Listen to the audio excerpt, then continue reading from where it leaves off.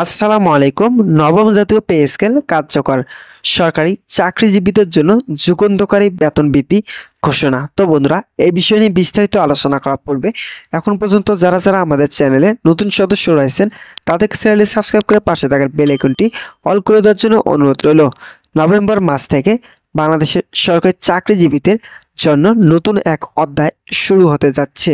বহু বছর ধরে অধীর আগ্রহের পর অবশেষে সরকার ঘোষণা করেছে নবম জাতীয় পে স্কেল, যা সরকারি কর্মকর্তা ও কর্মচারীদের জন্য দীর্ঘদিনের আশা ও স্বপ্নের প্রতিফলন।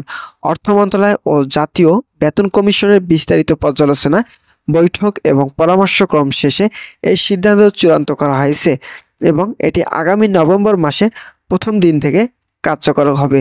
তো বন্ধুরা, যারা যারা সরকারি চাকরিজীবী রয়েছেন তাদের জন্য শুভকামনা রইল। তারা পরবর্তী আপডেট পেতে এখনই চ্যানেলটি সাবস্ক্রাইব করে পাশে থাকার বেল আইকনটি অল করে রাখুন। নবম পে স্কেলের অন্যতম প্রধান বৈশিষ্ট্য হলো 1.6 অনুপাত, যা সর্বনিম্ন ও সর্বোচ্চ বেতনের মধ্যে বৈষম্য উল্লেখযোগ্যভাবে কমিয়েছে। নতুন কাঠামো অনুযায়ী সর্বনিম্ন বেতন নির্ধারণ করা হয়েছে 21,000 টাকা, যা নতুন নিয়োগপ্রাপ্ত কর্মকর্তাদের জন্য প্রযোজ্য, এবং সর্বোচ্চ বেতন 1,12,000 টাকা নির্ধারণ করা হয়েছে।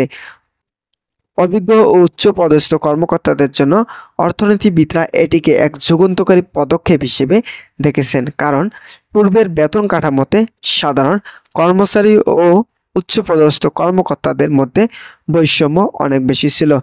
নতুন স্কেলের সঙ্গে শুধুমাত্র বেতন নয়, ভাতার ক্ষেত্রেও পরিবর্তন আসছে।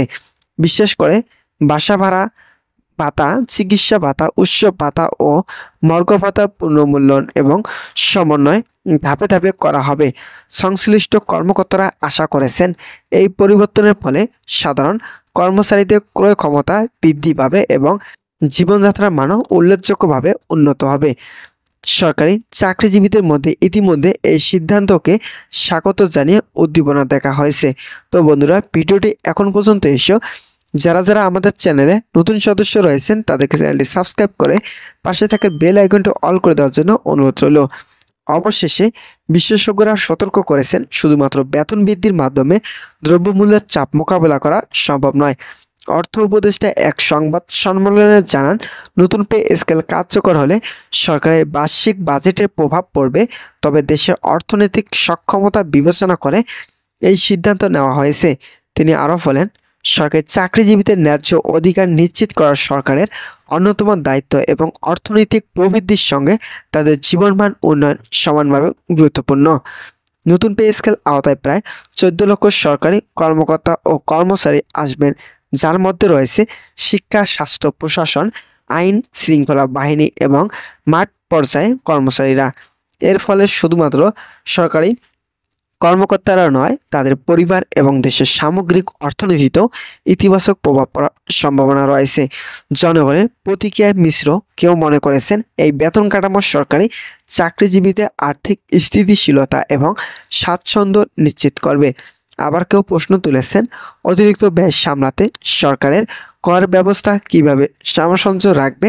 তবে অর্থ মন্ত্রণালয় জানিয়েছেন, কর আদায় প্রক্রিয়া শক্তিশালীকরণ এবং অভ্যন্তরীণকরণ সম্পদ ব্যবস্থাপনা উন্নয়নের মাধ্যমে এই ব্যয় সামলানো সম্ভব। এবারের নতুন পে স্কেল কেবল একটি সংখ্যা নয়, এটি সরকারি চাকরিজীবীদের দীর্ঘদিনের প্রত্যাশা।